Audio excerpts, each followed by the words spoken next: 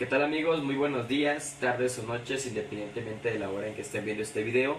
Nosotros somos alumnos del Tecnológico Nacional de México, Campus Tuxtla Gutiérrez, los de la carrera de Ingeniería en Sistemas Computacionales, llevando la materia de Inteligencia Artificial.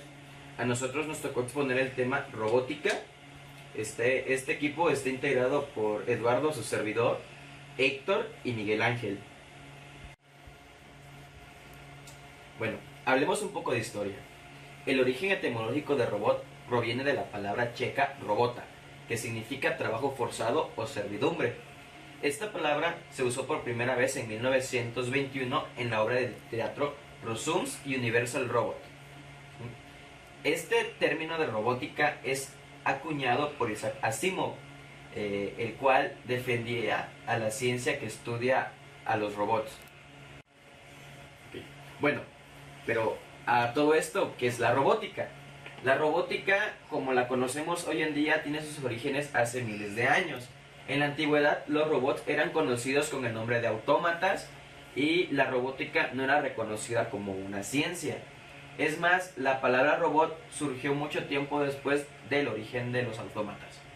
La robótica es una ciencia o rama de la tecnología que estudia el análisis, diseño, construcción y aplicación de los robots, los cuales son capaces de desempeñar tareas realizadas por el ser humano, principalmente tareas laboriosas, repetitivas o peligrosas.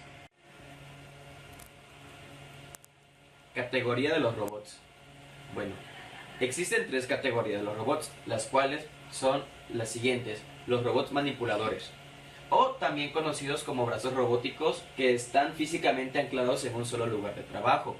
El movimiento de los robots manipuladores normalmente requieren un desplazamiento en cadena de las articulaciones para posicionar a los efectores en cualquier lugar del entorno de trabajo, es decir, esta parte, ¿sí? Los manipuladores son los robots industriales más extendidos, con más de 1 millón de unidades instaladas en todo el mundo. Okay. Los robots móviles se desplazan por su entorno utilizando ruedas, piernas o mecanismos similares. Estos se han utilizado para distribuir comidas en hospitales, mover contenedores a los muelles de carga y tareas similares, ¿no? Los vehículos aéreos sin tripulación, es decir, los UAV, son utilizados frecuentemente para tareas de vigilancia, fumigación y operaciones militares. También existen lo que son los robots submarinos sin tripulación, los AV, que estos se usan en exploración del fondo marino, paseos planetarios como el robot Sojourner. Los robots híbridos incluyen a los robots humanoides cuyo diseño se asemeja al torso de un humano. Estos robots pueden aplicar sus efectores en un campo más amplio que los robots anclados, pero las tareas son más complejas porque no tienen rigidez que el anclaje proporciona. Es decir, estos robots, como tienen un cuerpo similar a la persona, se pueden caer o tropezar al caminar, no como los robots manipuladores que están siempre pegados a uno, en una mesa tal vez, y ahí nada más mueven a su izquierda, derecha y hacia enfrente. Introduciéndonos en el tema de hardware robótico, veremos ahora lo que son los sensores, que son las interfaces con las que permite a un robot interactuar con su entorno. Estos sensores están clasificados en pasivos y activos.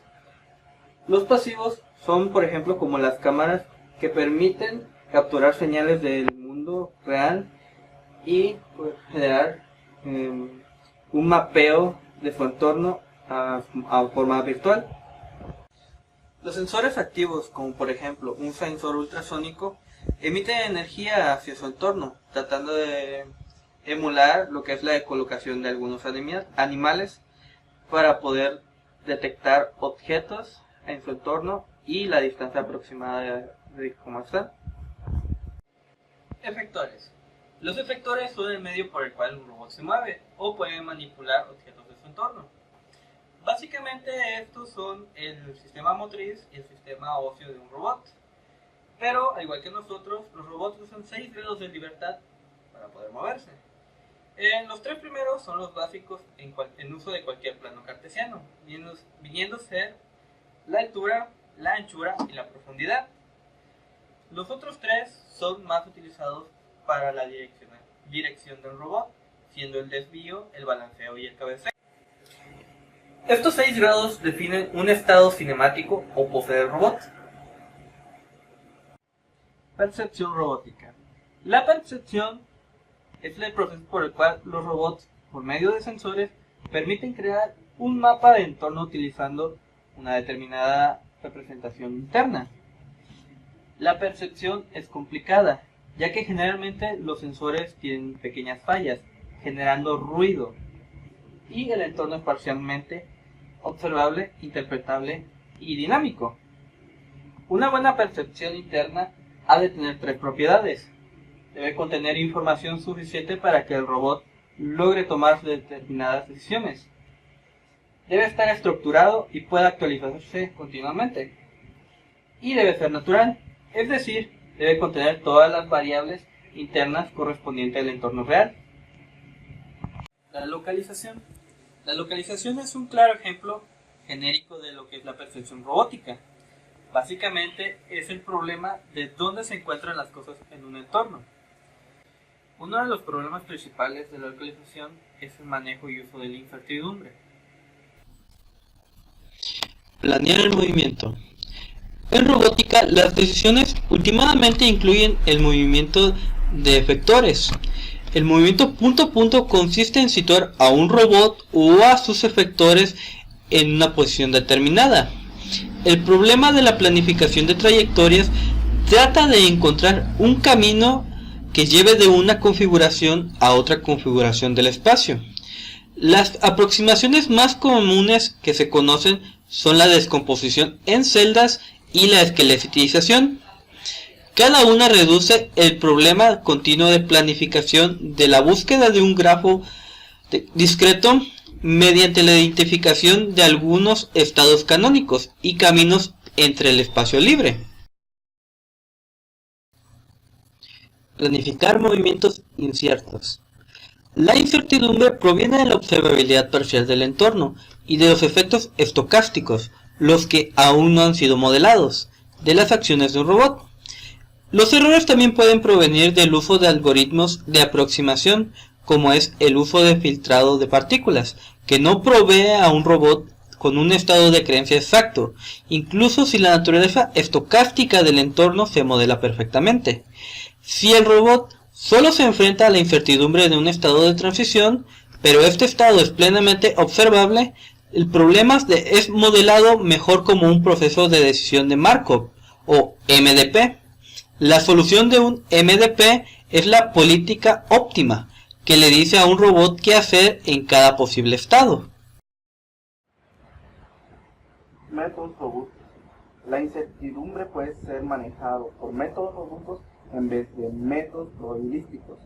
En sí, los métodos robustos son aquellos que asumen una cantidad ilimitada de incertidumbre en cada aspecto del problema.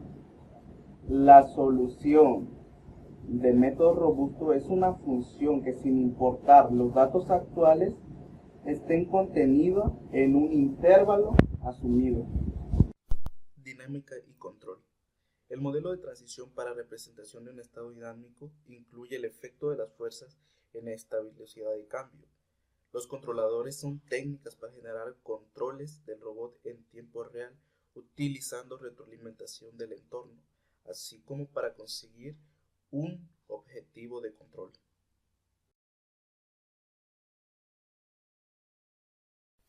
Arquitectura de subsunción. Según Brooks en 1986, lo define como una plataforma para ensamblar controladores reactivos en autómatas finitos. Los nodos de estos autómatas pueden contener chequeos para ciertas variables de sensores, en cuyo caso la ejecución del autómata finito está condicionada por el resultado de dicho chequeo.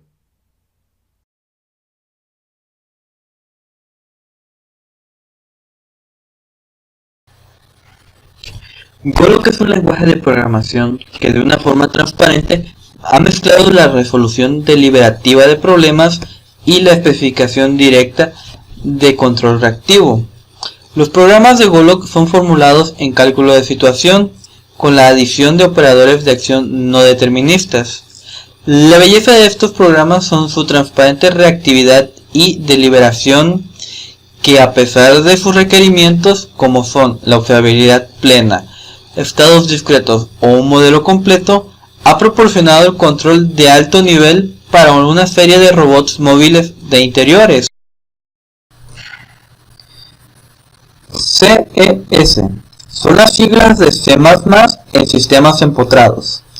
Este es un lenguaje de programación que extiende a C++ e integra probabilidades y aprendizaje. Los tipos de datos de los CES son distribuciones de probabilidad que permiten a un programador calcular información imprecisa sin la necesidad de utilizar técnicas de probabilidad. Lo más increíble de los CES es que permiten a los programadores entrenar software robótico con ejemplos. Los CES permiten a los programadores dejar huecos en el código, que son rellenados por funciones de aprendizaje, típicamente representados por funciones de redes neuronales.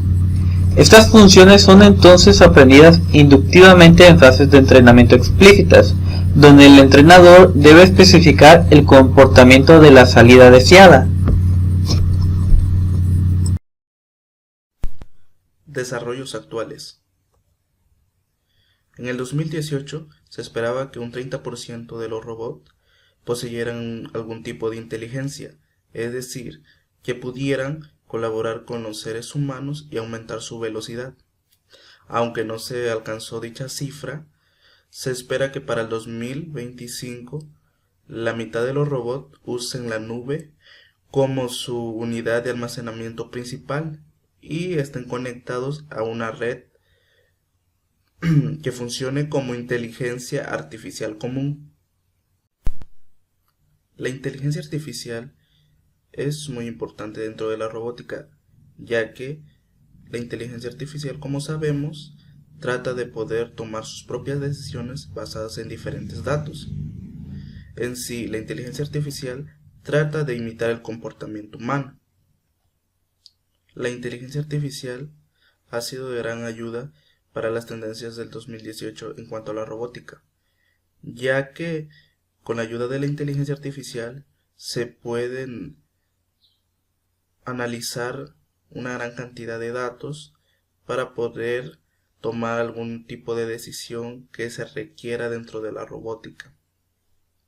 Además, en este 2018, algunas de las grandes empresas empezaron a aplicar lo que es inteligencia artificial a algunos prototipos o incluso a productos en lanzamiento, como por ejemplo el automóvil Tesla o los drones, que son los que se les está aplicando inteligencia artificial para diferentes tareas que puedan realizarse. Y aquí entra un poco sobre la ética de la inteligencia artificial y cómo puede ser aplicada. En cuanto a los drones ya fue resuelta, ya que se emitió algunos documentos donde especifica lo que debe y no debe hacer la inteligencia artificial. En cuanto a los automóviles aún no se ha hecho nada, pero debido a que son pocos aún, no se ha tomado con gran seriedad. Hay tres aplicaciones más destacables en este 2018. Una de ellas es el robot Atlas. Este robot posee una gran estabilidad, ya que puede pasar por lugares muy difíciles y también puede hacer un salto hacia atrás. También puede empujar objetos pesados.